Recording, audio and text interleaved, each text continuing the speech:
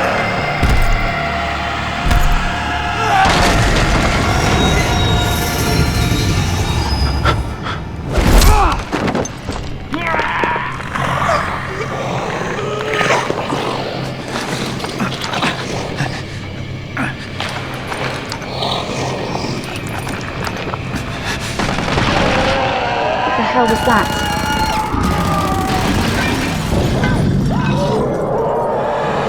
Stay behind me, Charlie.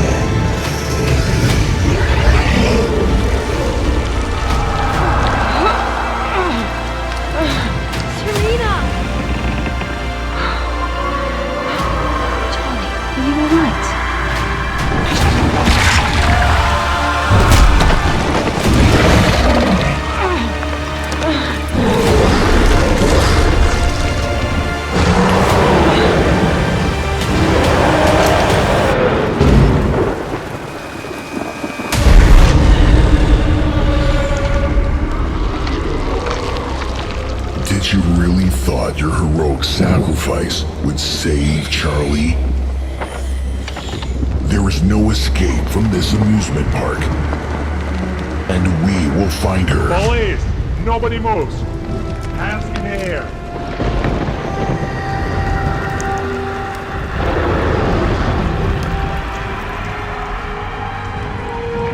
Mr. Dalmaty, does anybody copy?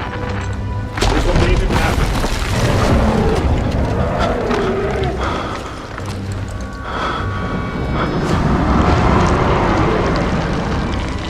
Whatever that thing is, turn it off, now! Gentlemen, you should not be scared of him, but you should be terrified of the one standing behind you.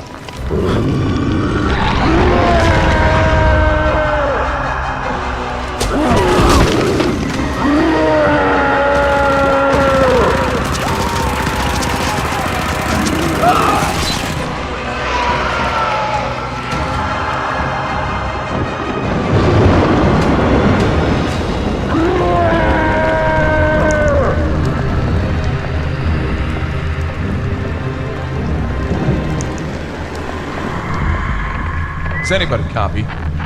Charlie? Bravo team? Darn this hurricane. Cannot get anyone on the radio. Then that means we are on our own. Seems that way.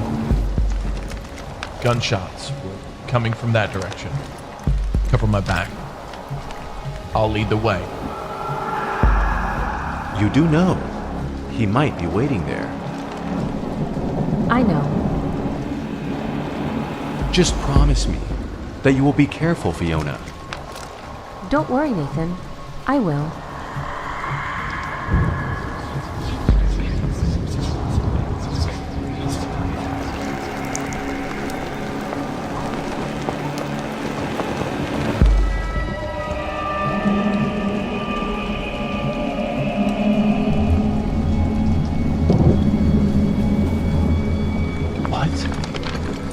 What happened here? What could have possibly done this? We're too late. As a matter of fact, you are just on time to play one very special game. Don't waste your bullets.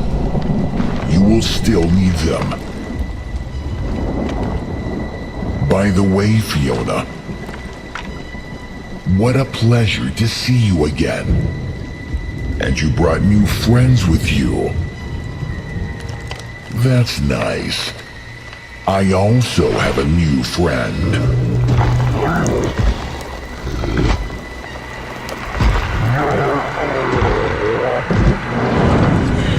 But mine was acting very naughty lately, and now has to be punished. So, the game rule is simple. You kill this animatronic, and I let you leave. And if I don't? Well, in that case, your old friend will kill you instead.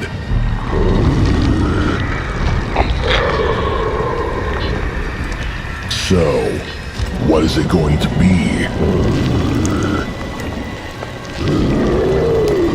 Her life or yours? Time to decide, Fiona. I'm not going to play your stupid games.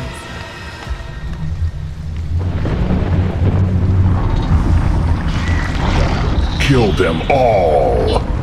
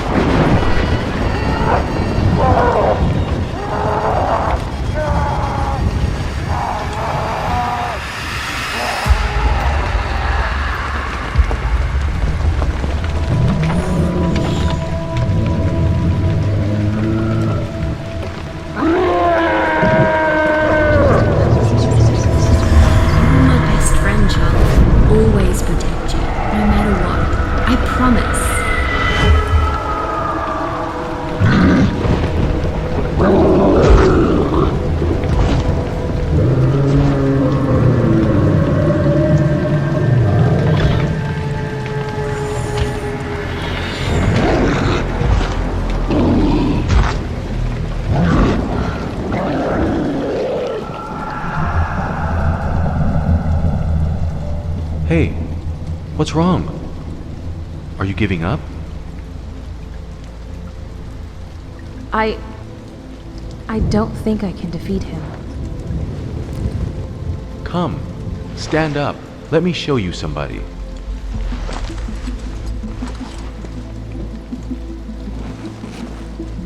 I think you remember Linda. Hello, Fiona. Linda, but how can you be here? It doesn't matter how. What matters is, I am here to help you.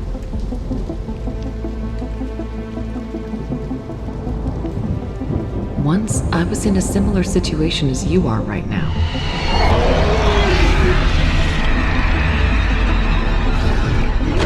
On my own, I would never have been able to defeat that monster.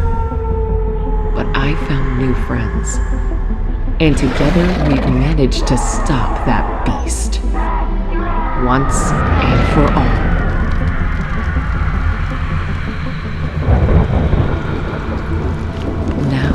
Look around you. You are also not alone in this fight. Help her, and she will help you in return. And together, you will not only be able to stop him, but also Afton himself. Thank you, Linda. Good luck, Fiona.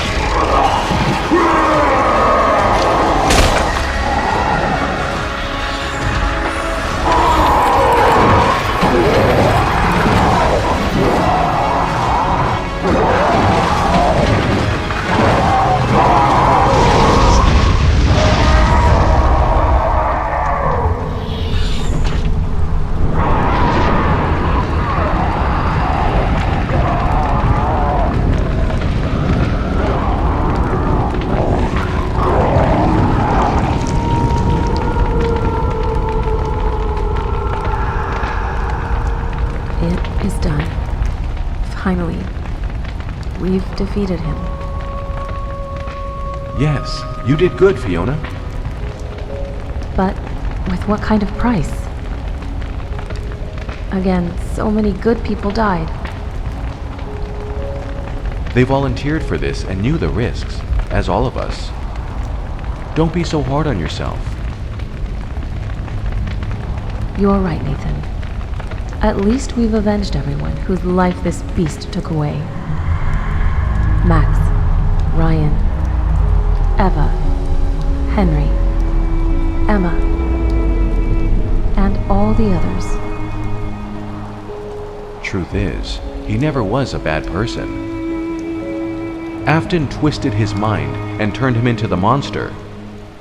But thanks to you, his soul is finally free. Now we only have to stop Afton.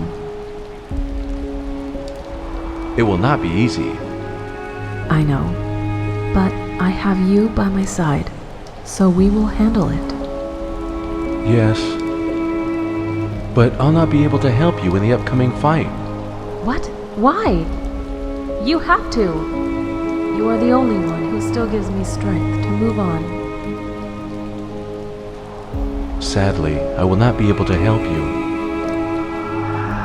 You must remember what happened that night in hospital.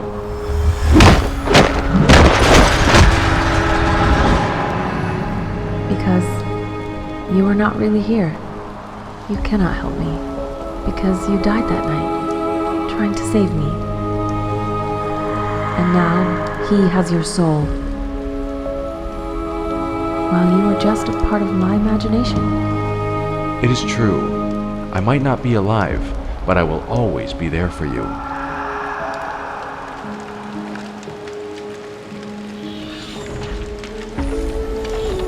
I miss you, Nathan. I know. I might not be able to help you, but maybe she can. And when time comes, we shall meet again. Up till then, stay strong, Fiona, and don't give up. I will not. And I will set you free.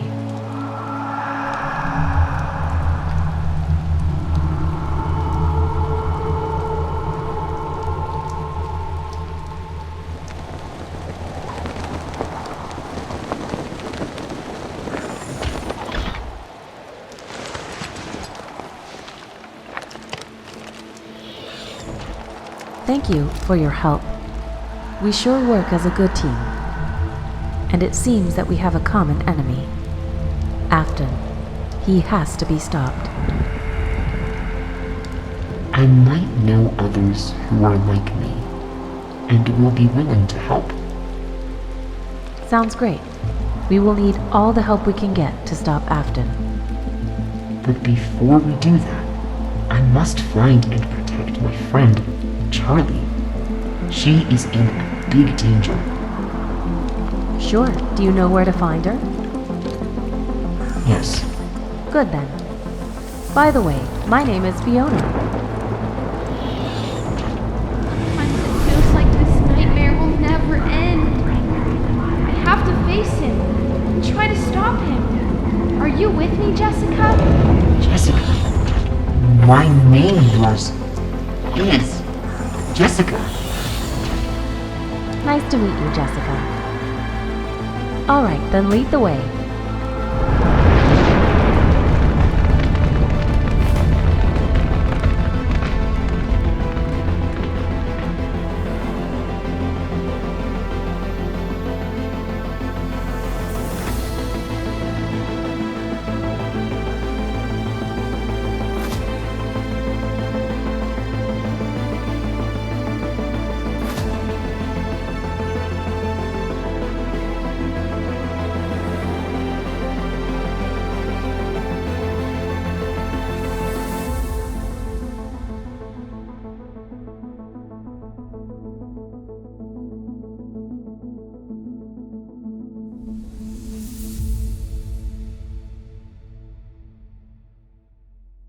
Get away from me, you monster!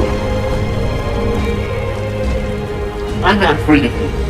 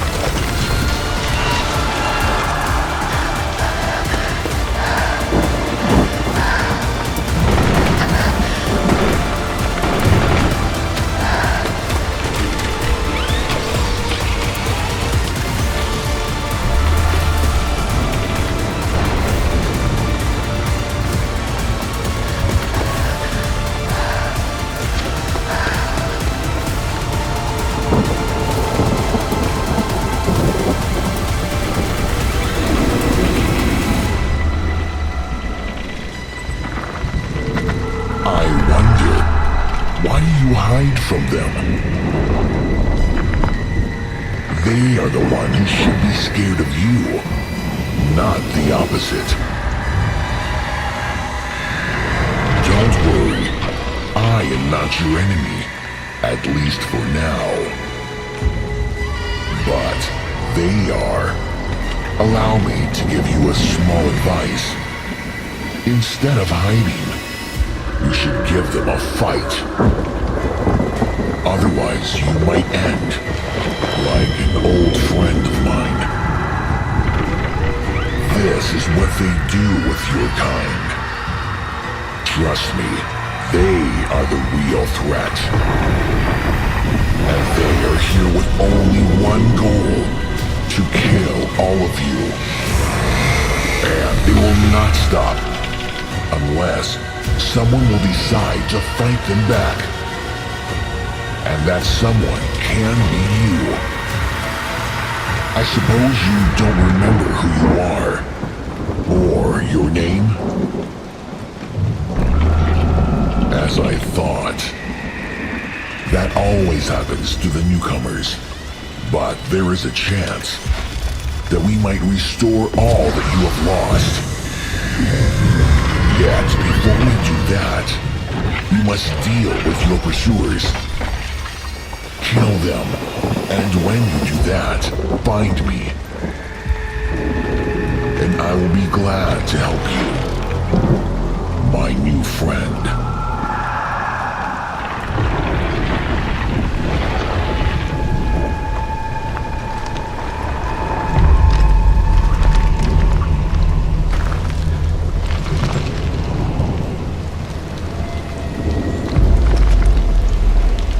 Where are you hiding?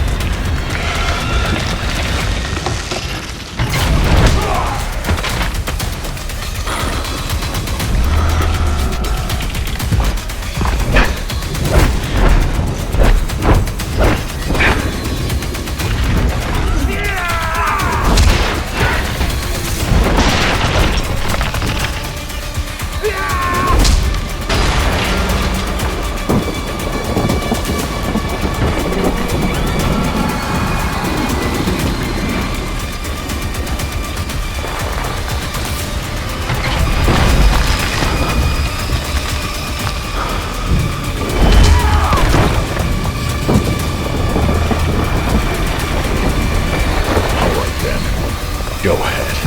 Finish this. Anyway, I don't have anything else to live for. Stop! Please don't hurt him.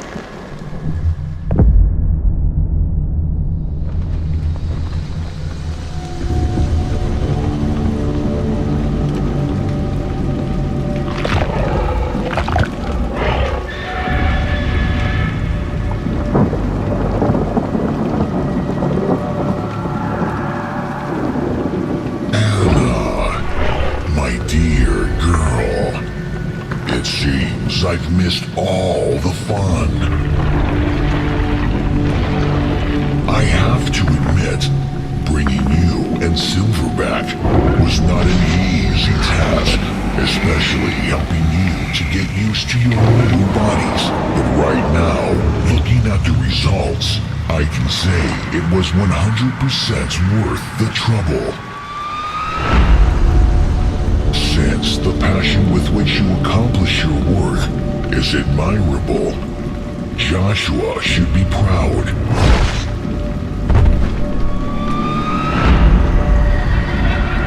But anyway, I have an assignment for you.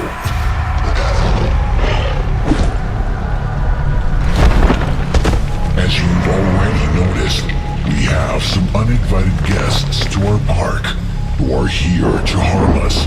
And I bet you don't want anything bad happening to your father, don't you? As I thought. Then help me to prevent that. There is one particular person who I need to take care of. The police chief, Burke.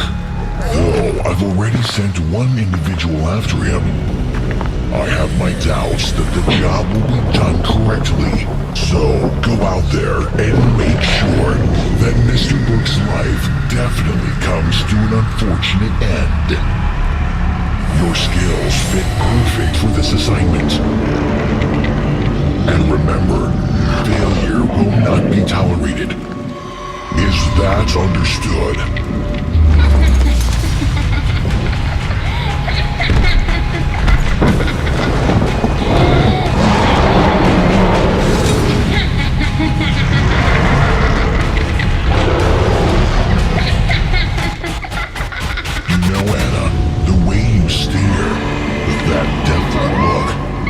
Sometimes even I feel discomfort.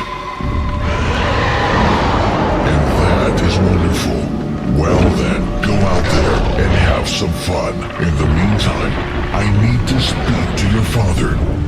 I have some assignments for him as well. Also, I think it's time to let Fritz out.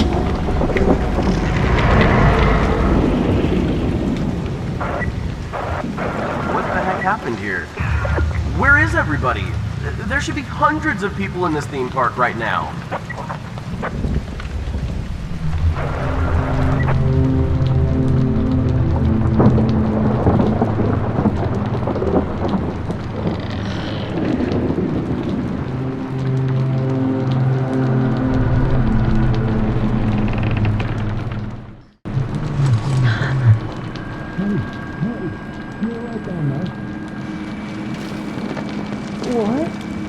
How do you feel? Can you move?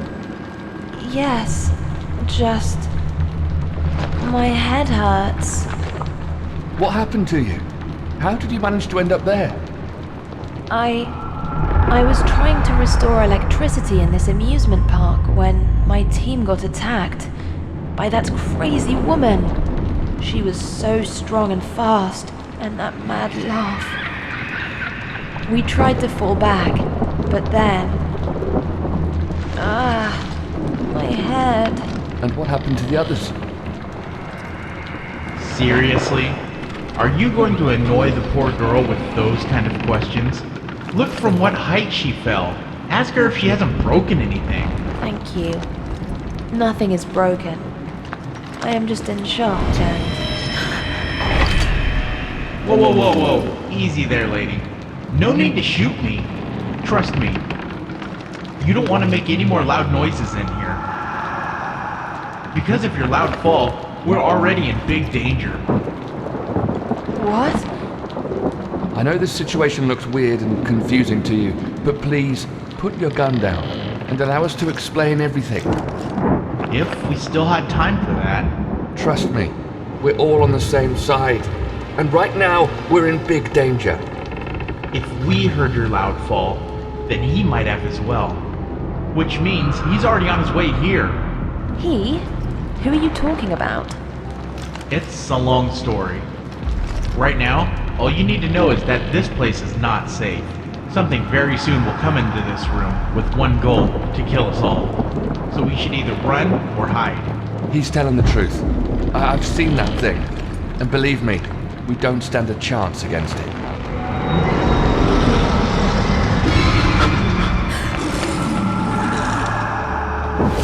And here he comes. Here, grab my hand. Get up. All right, listen up. We need to hide. And no matter what happens, make sure you don't make any loud noises. Especially no shooting. As bullets will only make him angrier.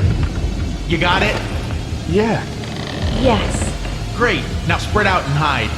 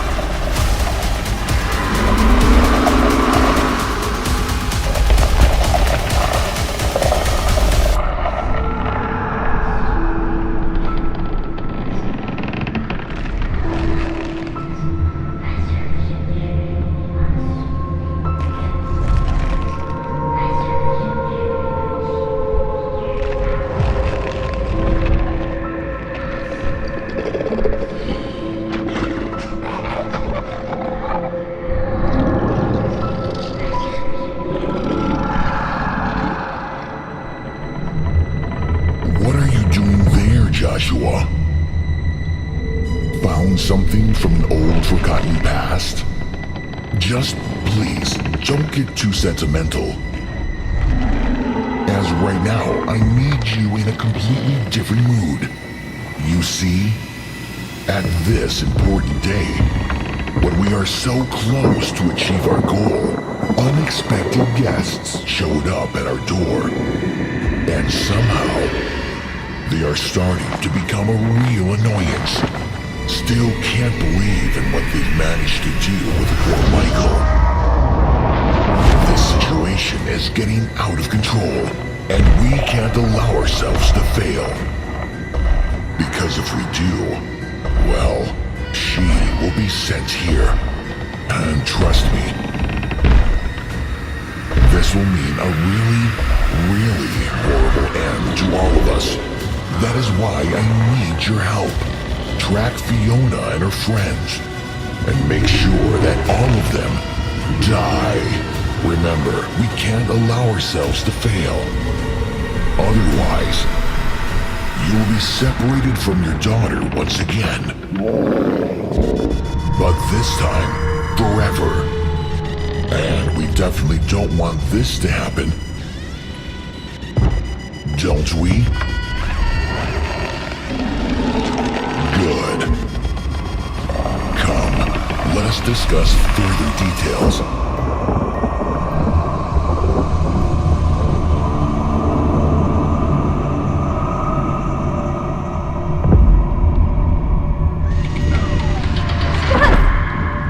Please don't hurt him.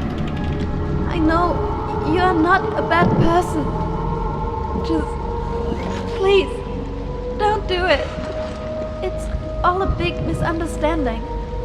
He thought that you were planning to hurt me, and that's why he attacked you. But we both know that you are the only person here who will do everything he can to protect me. A true friend who gives me hope and confidence.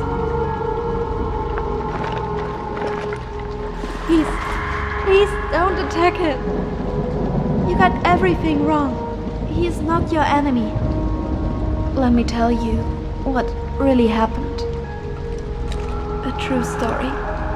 There was once a little girl who always dreamed to visit this amusement park. And finally her dream came true. How happy she was. But then something happened. Emergency sirens started screaming and everyone was asked to proceed to the safe shelter. I was told that a hurricane was approaching, but as soon as everyone reached the shelter and safe doors were closed, a strange person appeared on the balcony. His eyes were glowing with purple color. He didn't say anything. He just looked at us with an evil smile. Then suddenly, lights went off, and out of the ground those things came out. Pure darkness, screams, panic. I was scared and all alone in that nightmare. But then I noticed the blink of the flashlight. Somebody grabbed my hand and pulled me out of that nightmare. That was him. He was leading a group of people to the exit. But one of those things saw us and started to chase. I can't remember how long we ran. One boy fell down and we couldn't do anything. That thing straight away attacked him. I still remember his screams. Eventually, we managed to reach a shelter where you found us. But sadly, those things found us first. Bravely, with no fear, he tried to protect us. What happened after? I can't remember. When I opened my eyes, I saw him. And then you showed up. That is what really happened. But I am confident, is the only friend I have and whom I can trust. So please, don't hurt him anymore. But why does he look at us like that? Is there something wrong with him? Or with me? Oh no. I've become one of them as well. This means, in the end, we didn't manage to escape.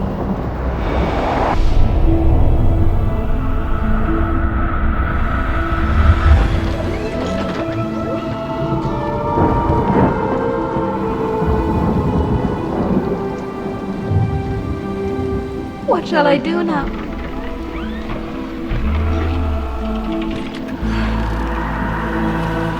Thank you.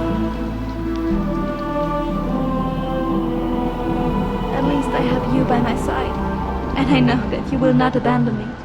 You can count on me as well. Maybe the first impression about me was not the best one, but trust me, I am not a bad person, and I'll do all I can to protect you. Thank you. We sure will need help.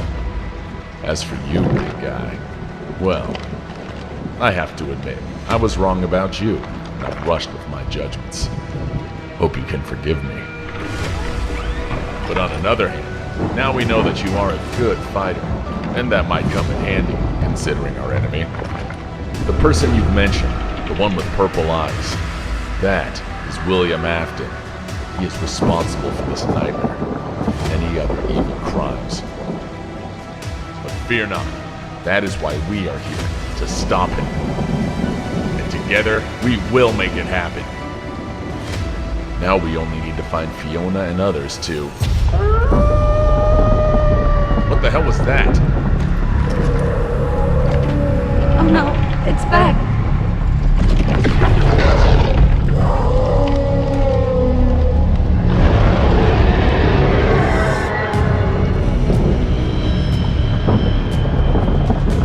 Don't worry. Whatever that thing is, I bet me and the big guy will be able to take care of it. Am I right, big guy? That's what I thought. Yes, you are right. Together, we'll be able to fight it back.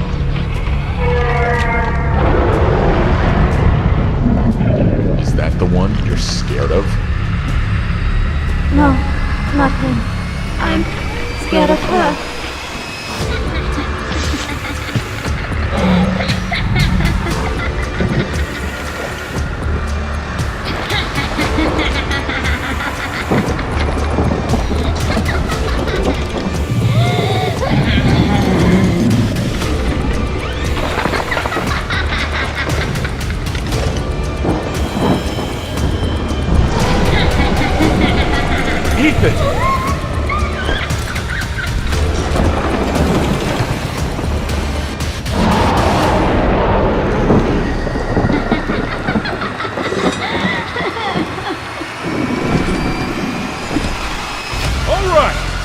Show them that it's payback time!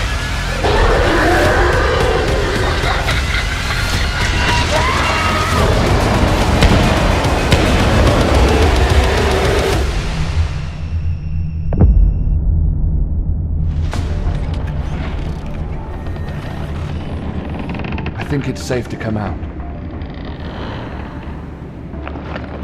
Damn, that was close. Well, luckily they didn't spot us. True. Alright, now let's get out of here. Wait a second. Can at least somebody explain to me, what is this place? Who are you, and what is going on down here? Yeah, right. Sorry about that. I'm still a little bit shocked. Yeah. I bet from her perspective, we look like one heck of a weird team. My name is Logan. I'm a roller coaster maintenance specialist, and one of the few remaining survivors in this amusement park. But what happened to the others? They were taken by those creatures. To be fair, I'm still alive only thanks to this small fella. If I hadn't come across him, I definitely wouldn't make it this far. Likewise. If Logan wouldn't have had freed me from my prison, I'd still be locked in there, as I had been for the last 30 or even 40 years. 40 years? Yes. I suppose. It can be said. I was part of this nightmare right from the start. I still remember times when Joshua and Henry were young, and Anna was still alive. Though now, it feels like it was a completely different life. It might be hard to believe, but I used to be a human once. Before Afton took my life away and locked my soul inside this animatronic body. But why he kept you there for all this time? Because Afton needed a smart slave to do paperwork for him. Someone who will help him bring his plans to life, and who will also cover up his evil crimes. Of course, Brian also did his part in that. But mostly I'm the one who should be blamed for this nightmare. Due to my cowardness and blind service to Afton, I allowed this nightmare to continue for all these years. If not you, I bet this Mr. Afton would have found someone else to do this work for him. So don't blame yourself that much. Thank you. Right now, honestly, for the first time, I've had a glimpse of hope that I'll be able to escape and once again to see the sky. It's been so long since the last time I saw it. And no matter what, I'll no longer serve to Afton. I better get completely destroyed rather than allow myself to be returned back to my prison cell. Don't worry. I bet you won't have to. Since police is here, I assume Afton's days are over. You'll just radio others and we'll be saved in no time. Am I right? I am afraid. Situation is not that bright as you might have thought. How to say this correctly? This police raid is unauthorized. It is a Black Op mission that was secretly organized by Fiona and Burke with the goal to take out Afton, and only 20 of us volunteered to join them. So officially, nobody knows that we are here, and right now, due to the hurricane, radio communications are completely down. I won't be able to contact neither other teams nor the mainland, so for now, it's just us. I am sorry. I see.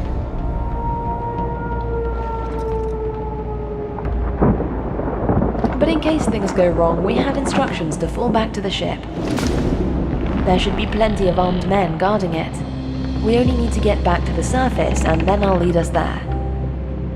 You mentioned that you were restoring electricity to this amusement park. Did you manage to restore it? Wonderful! Then I know how we can get out of here. Are you ready to leave this doomed place?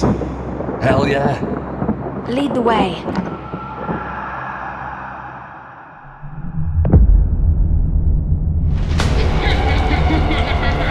Ethan! All right, let's show them that it's payback time!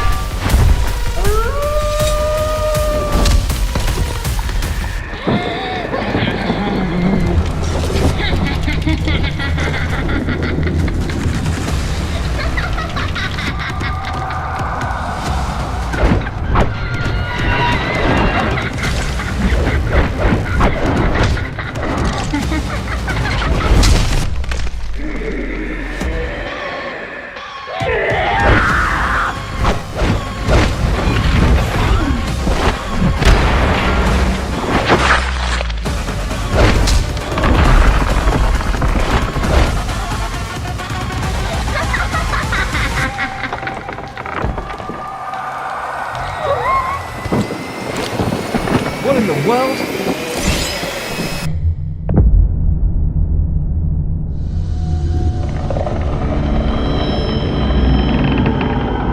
Stop. Take cover.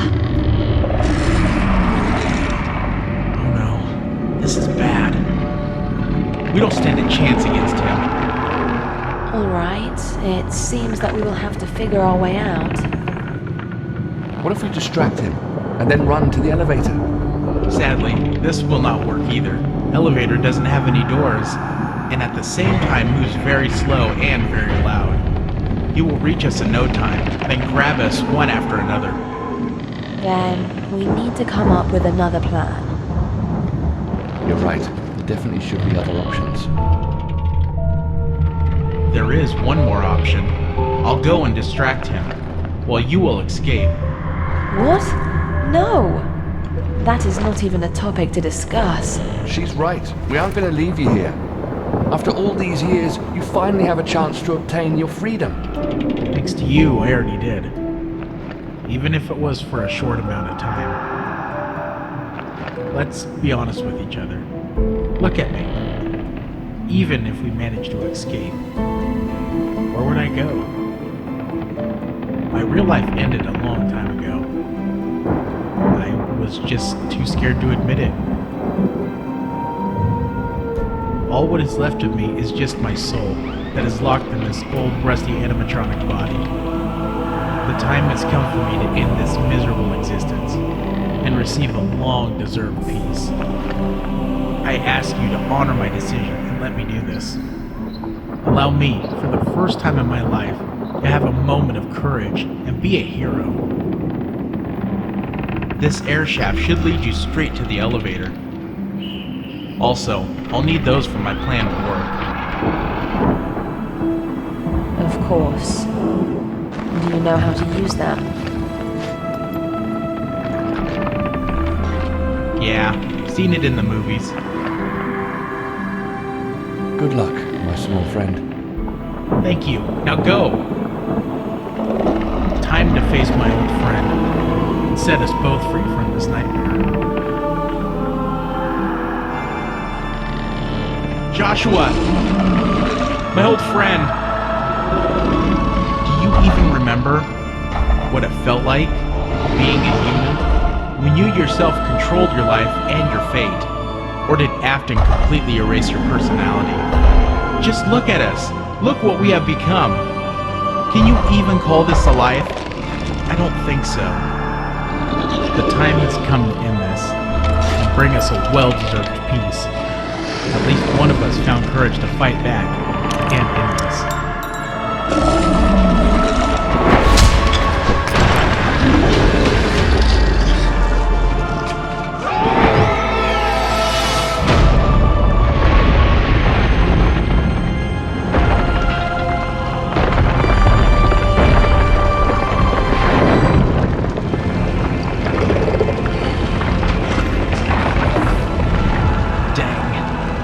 Didn't work out as it was expected.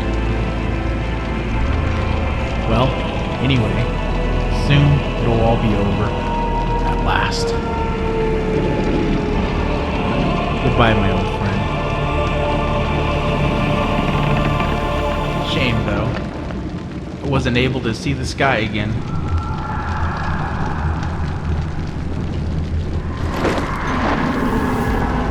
What? What? What's going on?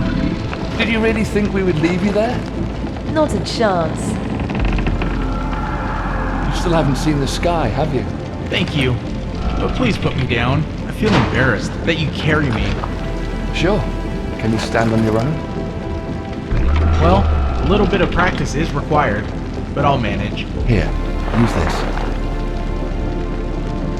Thanks. This sure will make things easier. So are you ready to see the sky?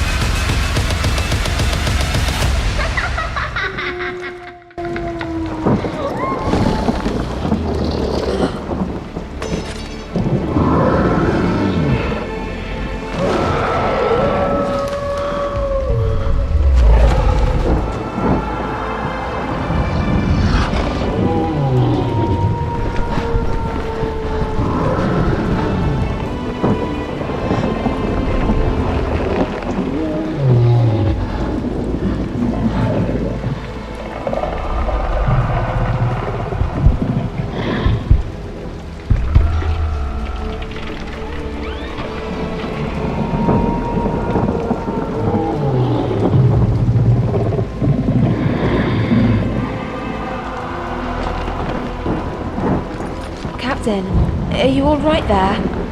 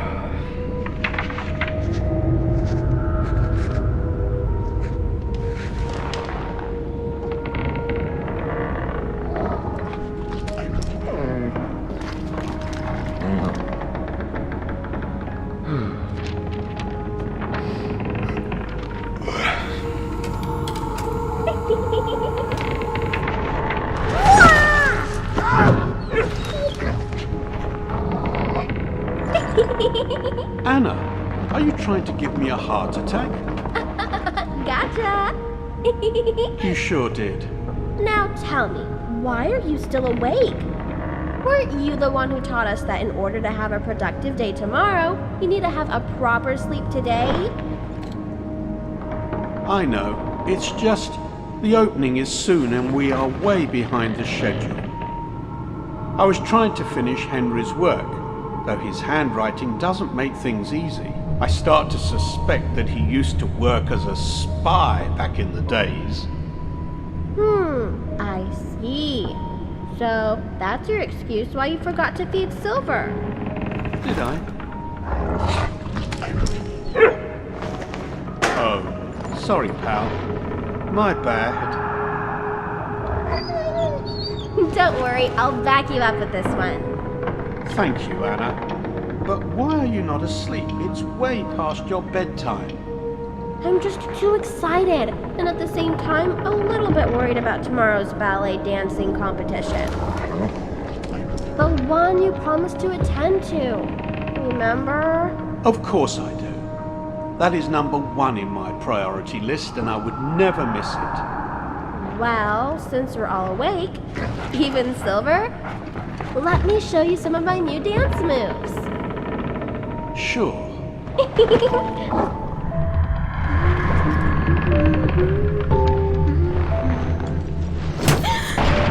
Oh, sorry. Sorry about that. I didn't mean to. Here, I'll pick it up. I hope it didn't break. Don't worry, Anna. It is just a tool. It can be easily fixed or changed. What is more important, how is your arm? Does it hurt? It's nothing. That's good. Well, I guess it is a sign to pack things up and call it a day. You go ahead and feed Silver. Okay. I'll be on my way soon as well. Hey, Silver, are you ready to go for a run? The first one to reach the bridge will get a snack. Okay, ready, steady, and go!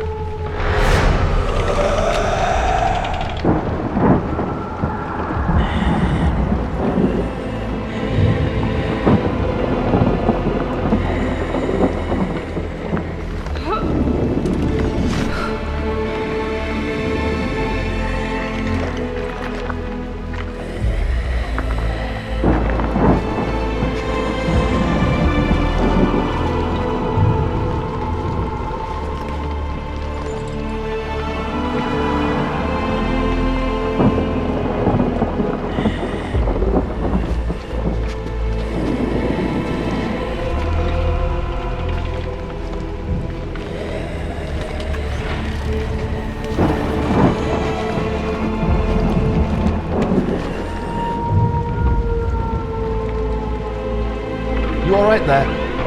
Here, let me help you. Thank you.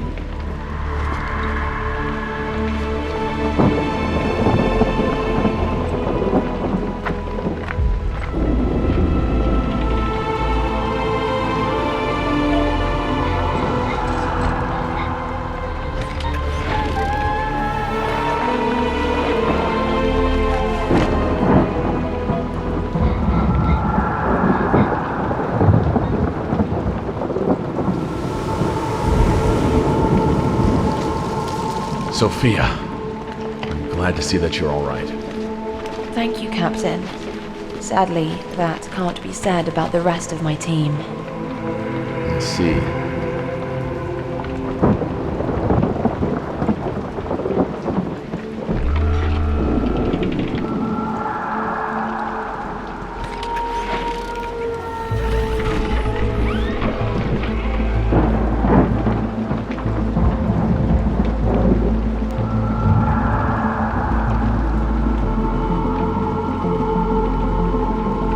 Can't believe it's over. We've won. Who was that anyway? I wouldn't count on that. It's definitely not the last time we see her. He is right. She will be back, and will be more furious than ever. Then we will be prepared for that. Look, we're being watched.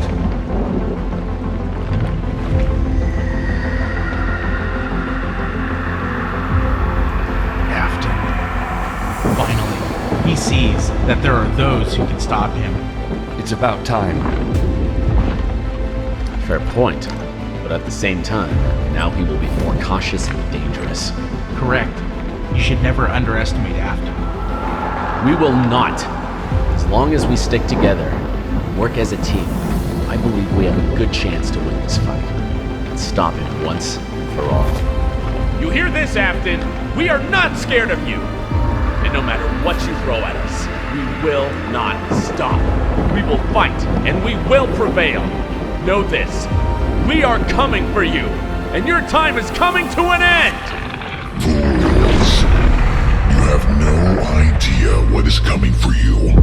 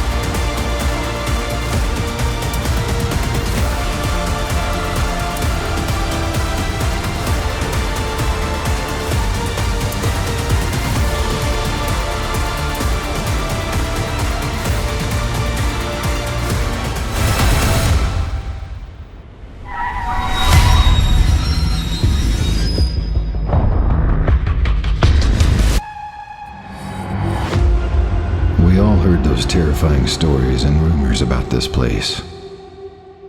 But not one of us believed in them.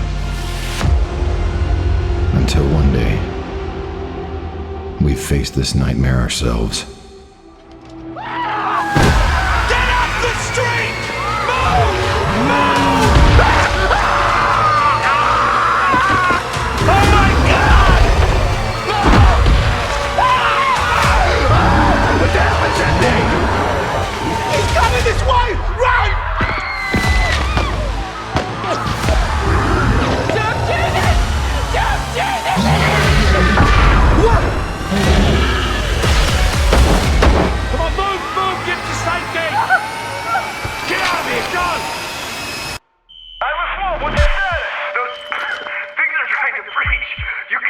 Let's hustle! Come on, this isn't a drill!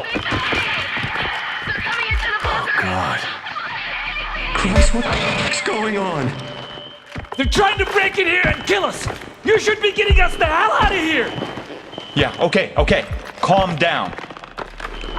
We're working on getting everyone out. For now, just sit tight and stay calm. Right now, this is the safest place you can be. What was that?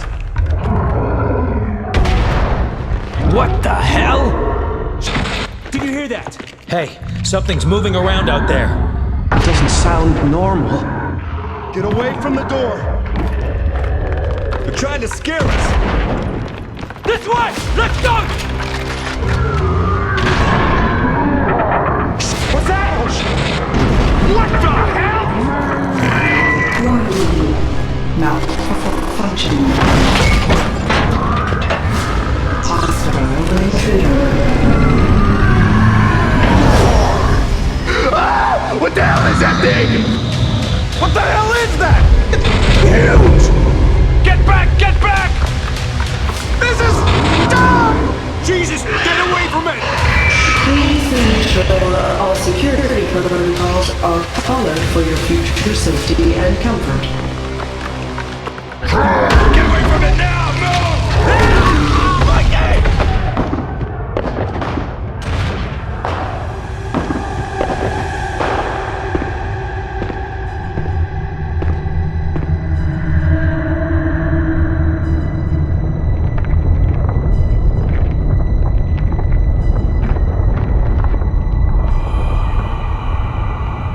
Well, this is quite an unexpected visit. You do know that even though I cannot see you in our realm, I can still sense your presence.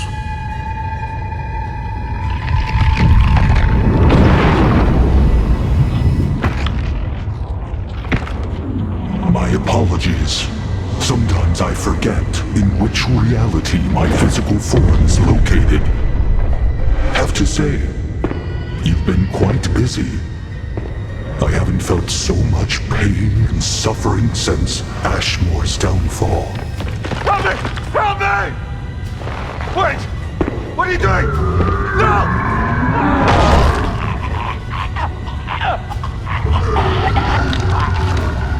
The circumstances have changed and forced me to act fast.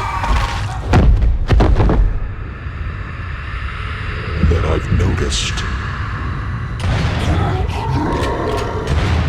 I assume you are here not by accident?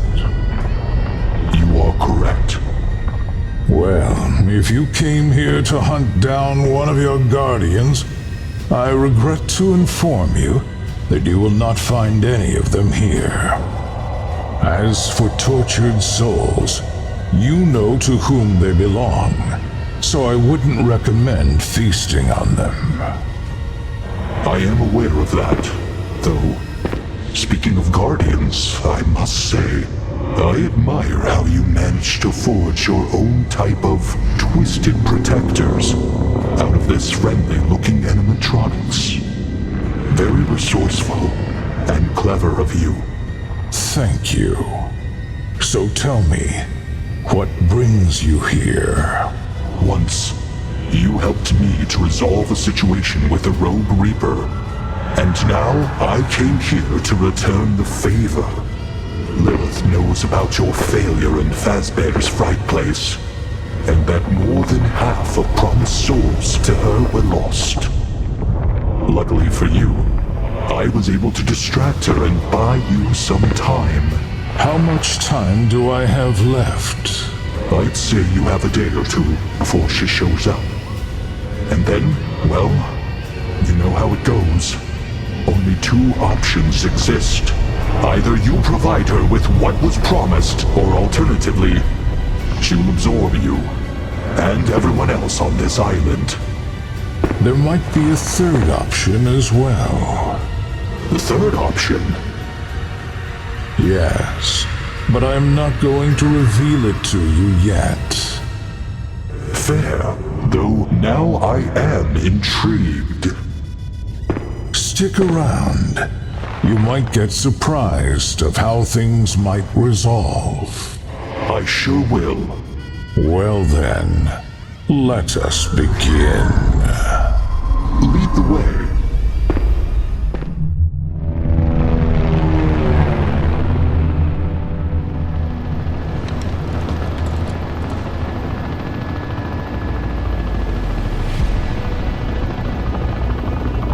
It's been around 6 hours since Police Chief Burke went rogue, took 20 heavily armed men with him, and sailed the Fazbear World Amusement Park.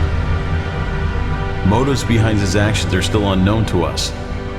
Yet some say it has something to do with an owner of Fazbear Entertainment by the name of William Afton, and his connection to recent events that happened to Detective Fiona Scott in Fazbear's Fright Place. Several people are considered to be killed by malfunctioning animatronics in that place. It's also believed that animatronic was possessed by supernatural forces. All this, of course, is considered just to be rumors. Our mission is to intercept Burke and take him into custody. Police Commissioner Gray is personally leading this operation. But what we don't know yet is that something else is waiting for us at Fazbear World Island. And if it gets through us, nothing will stop it.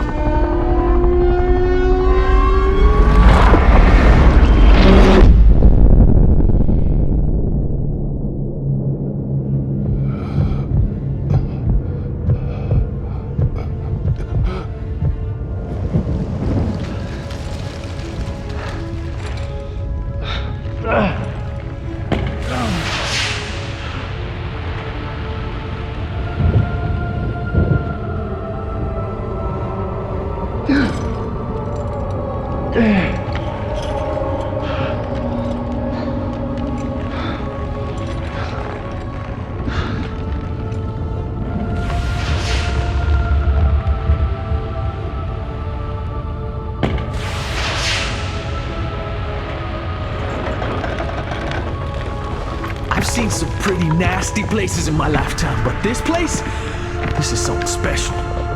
Rachel, signal another one. Let's hope others see it. Yes, sir.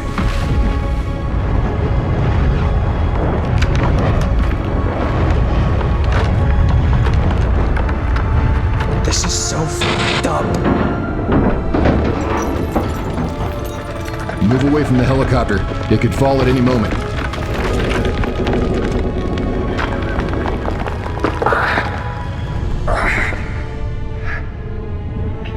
Am I the only one hearing that? Is anyone wounded?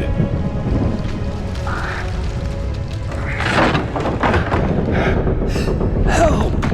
Someone is in the building. Everyone with me. On my way! I'm right behind you! Get me out.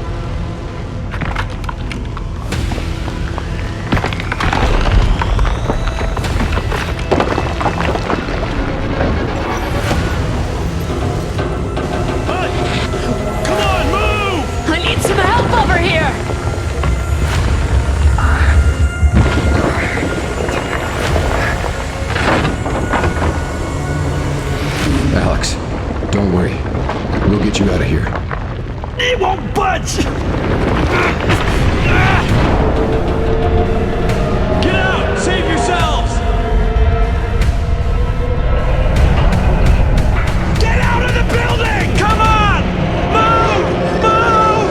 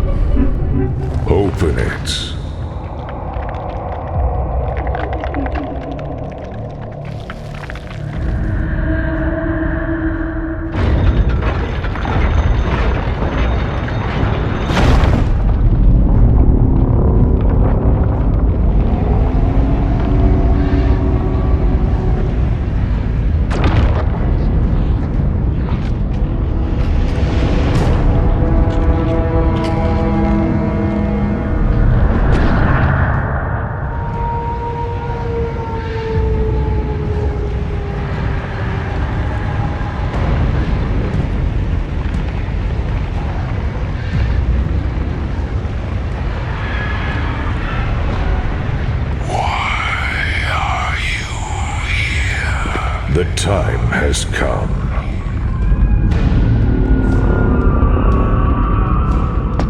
Awaken my guardians.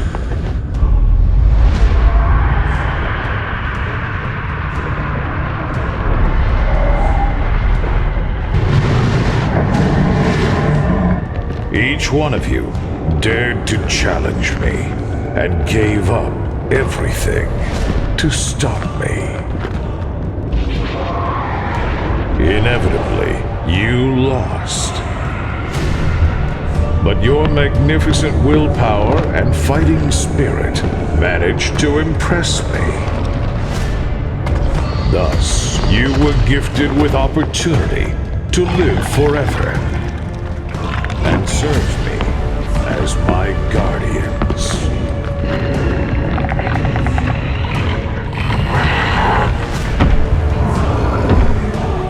Now go and hunt down all those who came to oppose us.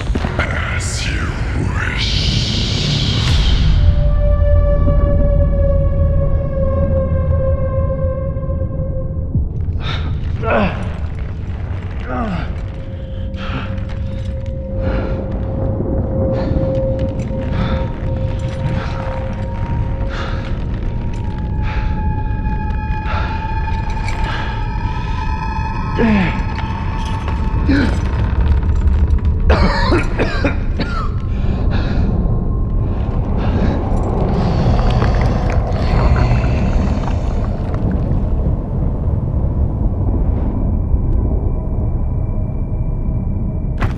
We having fun yet?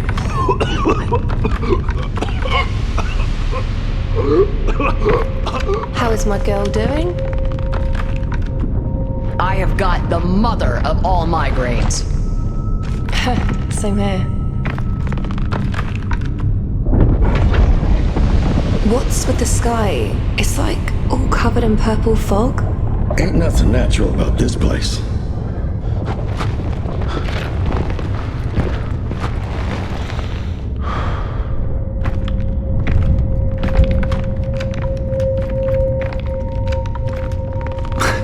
That was easy. Man, that was too close.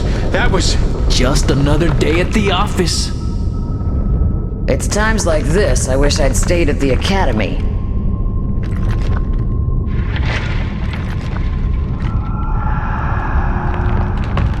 Huh. You don't say.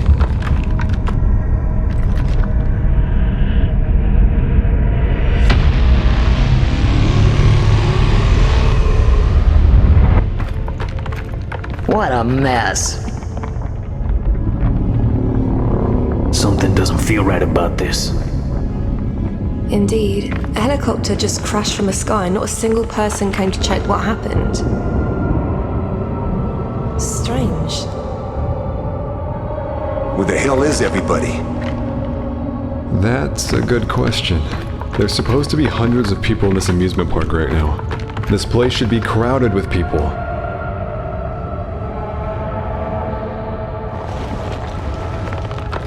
Interesting. Where'd everybody go?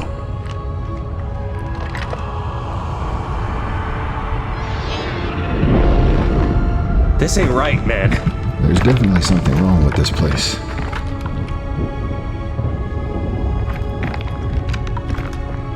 Is everything all right? Saw someone? No, not exactly.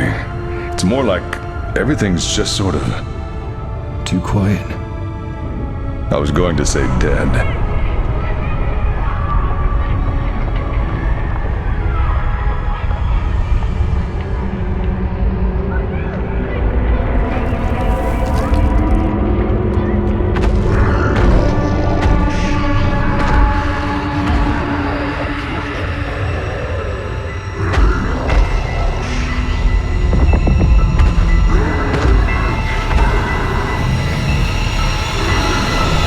Something just doesn't feel right.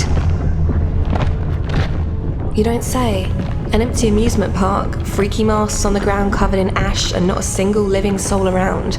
That is definitely not a good sign. I just hope that nothing bad has happened to Serena, and others from Burke's team. Any luck with the radio? Nah, I can't reach anyone. Neither the mainland nor anyone from the Burke's team. Darn. This means we're on our own. This place is dripping with negative karma, man. So, what do we do now? Standard procedure, guys? We should abort. Call the chopper, man. This mission is a bust. I can't. I've done a full sweep. We're completely cut off from the rest of the world. Well, that's just great. No comms, no backup. We're off to a good start. Calm down, people. I'm sure Sarge or Commissioner Gray will figure something out.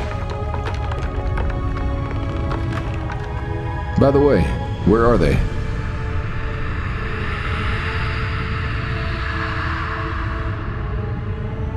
Come to think of it, I haven't seen any of them since the crash. God damn, it just keeps getting better and better. Well, let's find them and get the f*** out of here already. Sounds like a plan.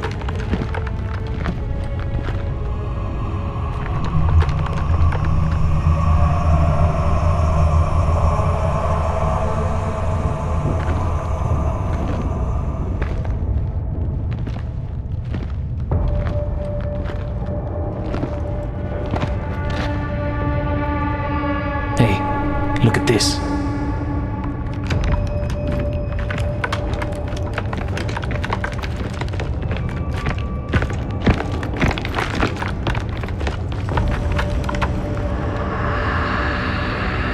What's it say? Help wanted. Be aware of animatronics. They are alive. Don't let them grab you, or they will put a mask on you, and you will turn into... Ah, man, this creeps me out. I can't understand the last part. It's unreadable.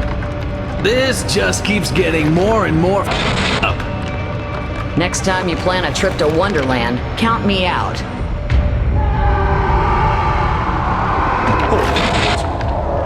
What the hell was that? Everyone else hear that?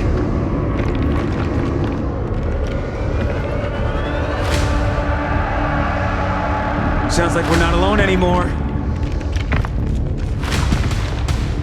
Eyes open, guys. Eyes open.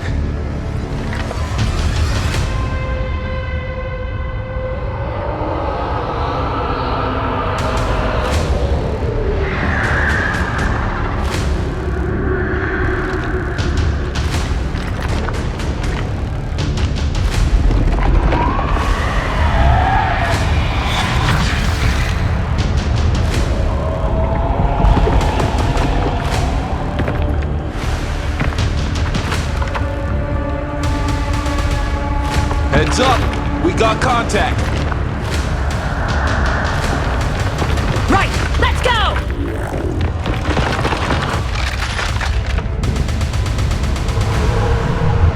Police!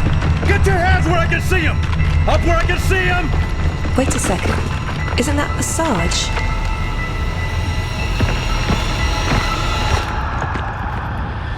Friendly! Hold your fire!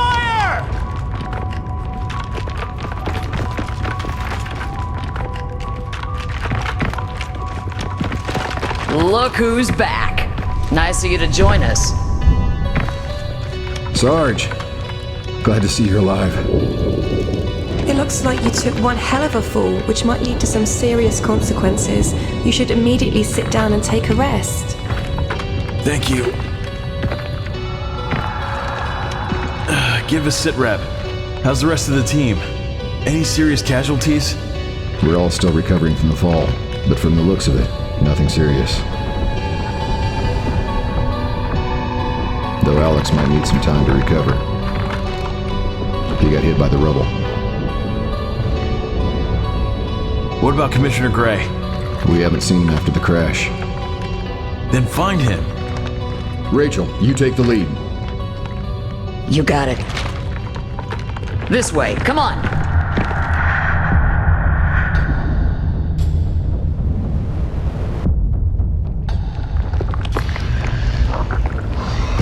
What did you think that noise was we heard earlier? Hey, something's moving around out there. Hey! Who are you? We got a guy right here! Police, come out and identify yourself! Police, you need to identify yourself! Is anyone else seeing this? Is that blood on him? What is this thing?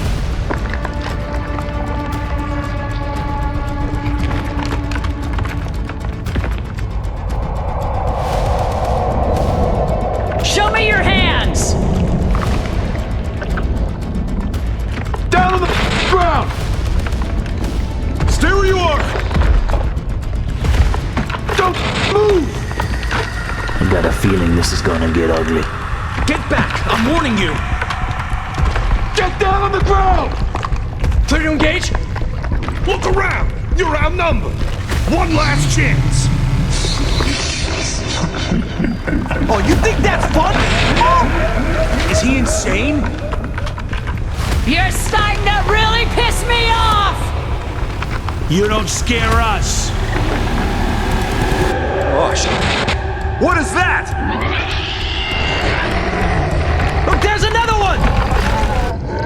What the f are those things? They're flanking us! They're coming through the walls! They're everywhere! Defensive position! Stop where you are! Aren't you listening? We will shoot! They're not stopping. We don't stand a chance! Permission to fire. Hold fire! Hey man, look at them! There's too many of them! All right, that's it! Fire!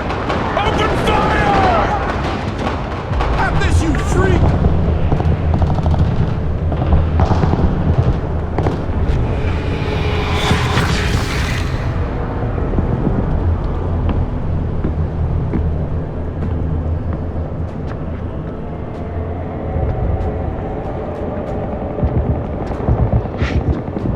Enjoying the show? I sure am. It's been decades since any of us dared to act so open and on this kind of scale. Which means you are either desperate or you have some sort of master plan. Anyway, why did you call me here? You do understand that I was in the middle of something as well? Fear not. It will not take much of your time, and you will be able to return back to your European Circus soul-gathering tour in the blink of an eye. Greatly rewarded, of course. Greatly rewarded. Well then, now you have my attention. What do you need? I need you to bring me the final piece of the puzzle. Her name is Charlie. She is hiding somewhere in this amusement park. What's the catch? From the looks of it, you have more than enough servants for this simple task. She needs to come of her own free will. I see. So you are planning to perform that kind of ritual. To receive that much of the power. You do understand that it is against all rules. If Soul Eaters find out about this, there will be serious consequences. I know. That is why I need your help. Huh. Well then, this sure is going to be fun. I am in. Wonderful.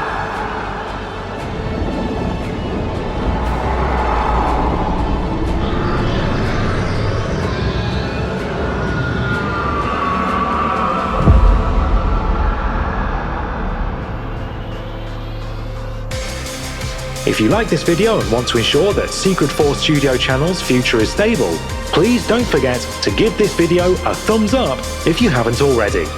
Also, turn on channel notifications next to the subscribe button.